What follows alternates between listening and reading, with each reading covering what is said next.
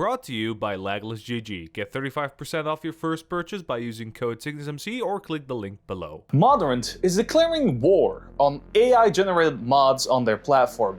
And here's what you need to know. I didn't just read the article, I also spoke to some of the team members involved. And at the end of this video, I will tell you exactly what I think caused some of these changes. Oh, and I also got a special announcement at the end. Stay tuned. I'm Lunar, this is CygnusMC, and welcome to the AI's equivalent to the Purge. This is the second internal update for the Modrinth website after the news that they got acquired by Spark, and it's safe to say this is either one of the best things you've ever seen or hot garbage depending on how you look at it. Let's start off with the biggest change. Over the past 8 months, they have nearly doubled the amount of fully AI-generated platforms detected on their service, from 2,500 to 5,000 a week. Modrinth describes this uptick as a flood. Now, they have banned AI-generated images and public projects that are largely AI-coded as well. Guess they didn't vibe with the code. To combat this absolute onslaught of AI slop, they have done a few things here. Firstly, there are now a whole bunch of disclosures that projects will need to display. That includes AI usage, advertisements, paid features, telemetry, and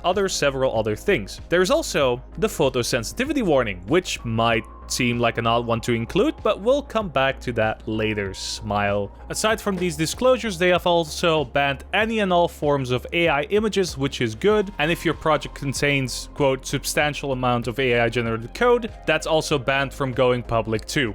But here's the issue I have here. What does substantial mean? Like 80%? 60%? 50.01%? What do you mean substantial? After talking to Coolbot, head of moderation at Modrinth, they provided some more clarity. Quote, first and foremost, we will be encouraging creators to prioritize transparency and honesty. And as others have put it, if you feel like you're hiding something by not disclosing it, you should disclose it. My rule of thumb is that if you're spending as much time in a chat thread than in your IDE, you should let your users know about that. They also clarified that what substantial AI use means will differ from project to project, so the moderation team will still be reviewing your mod somewhat manually, and a human will always take a decision. Let's be realistic here. I hate generative AI. It makes my electricity bill look more like a hostage situation than an actual polite request for money. But it's worth pointing out that AI tools can have a use case. If you know what you're doing and you review the code, it might be good. Even if you're prototyping or boilerplating, it's something that you can use that takes monotony out the task. It doesn't replace you fully. That's the use case of these AI tools. But you know where I don't want the AI code to be? Next to my Minecraft mods, because they are as vulnerable as can be, repeatedly proving themselves the source of problems with zero-day exploits, or even someone sneezing near their source code and now my entire computer has a virus. Yeah, Timmy, I'm sure that Big Booba horror mod will be fun. Just make sure to showcase the 3 little wacky numbers on the back of the credit card. But the AI rules aren't the only things that changed here. Modrinth also updated its terms of use and content rules. The content rules start off with the same vague language around AI, but Point B through D gives us a lot more clarity. Projects can't contain assets, text, designs, or functionality that are primarily or entirely generated by AI. And point 6.2 is more so there to specify that if your project do feature the things or are purely AI, it's never seeing the light of day ever again. Modrinth gives its creators until the 27th of September to comply. It's important to note here that these transparency changes aren't an invitation to be harassing other creators. A lot of these AI devs are just kids or new to coding who don't know any better. They don't know that there's a whole ecosystem where it's frowned upon to code all this stuff. And I need to stress that part quite thoroughly. Some people will just prototype with AI and then they have to include the disclosure that they used AI, but it works. Why would you change a small part that works if it's only a small part? That's why the language is a little too vague for me sometimes. Another big win, and this is just pure profit, they denied any AI training on their data. Yippee! This is what we need. We need to deny these AIs the data that we have I say, when uploading to YouTube. The irony isn't lost on me. Overall, I think this is a much needed and very good change for Modrinth as a platform. Transparency is a huge part of what makes Modrinth Modrinth, and I think it's reasonable to suggest that the people that use Modrinth should be as transparent. My biggest issue here is just the vague wording of it all, and before anyone says, well, why don't they just make it more specific? The issue is, if you set a limit at 50%, people will find a way to go 49%. You know what I mean? They will try to find a way around it. The more specific your rules are, the more likely they are to be gamed. But there is one thing I think they missed. You don't need AI to code badly or make slop. There are easy-to-use tools like MC Creator that pump out slop like it's nobody's business. Asking Coolbot for the reply, I got a fairly simple one. These rules and systems are very intentionally not only implemented to combat slop or subjective bad quality content. You're allowed to make bad mods on Modrinth, and we will always be. Hell, I'd encourage everyone to make bad mods. I would really not do that. They did make it clear to me that the focus would be on AI right now, as that's the major issue. MC Creator isn't on the table, and it would muddy the water a little bit if they did both.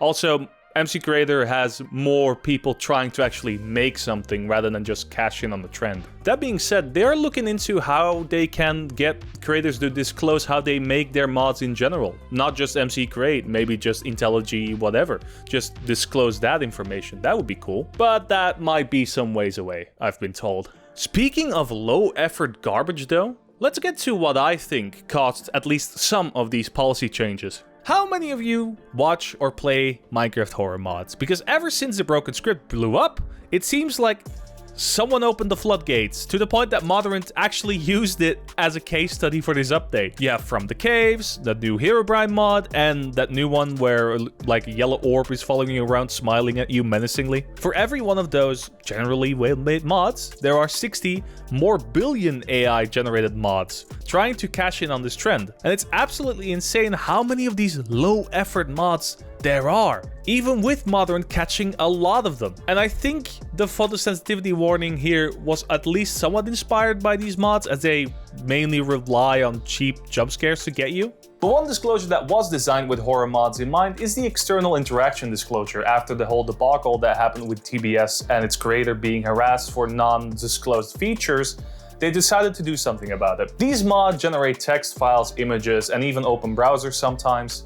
So you would like to know that when you start this mod, it will open the Orange Funny website for you. Okay, so I wrote this joke as like a who would be as crazy to do that, and then one of the Modrinth team told me that actually happened, so do with that information whatever you want. But I think they need to be careful with setting a quality bar of any kind here, because who are they to say what a mod is good and bad? But they themselves point out in the article that, quote, "We believe yet you should not need to make professional working order and perfect mods in order to publish." And I fully agree with that. Additionally, Coolbot added, quote, "Really, as long as creators are acting in good faith and do not attempt to skirt these requirements or otherwise deceive our users or our team, we'll respond with trust in kind. On the other hand, creators who we discover are being dishonest will not be trusted with the safety of Modrinth's users or the access to the modding community that we provide." And that covers it for now. As for the announcement, I'm going to be at Gamescom at 28th of August. If you're in the area, you want to say hi, come by. I'll be filming a lot for my other project. I've scheduled like 10 hosts to go talk to. It's nuts. So if you're excited for that, please subscribe.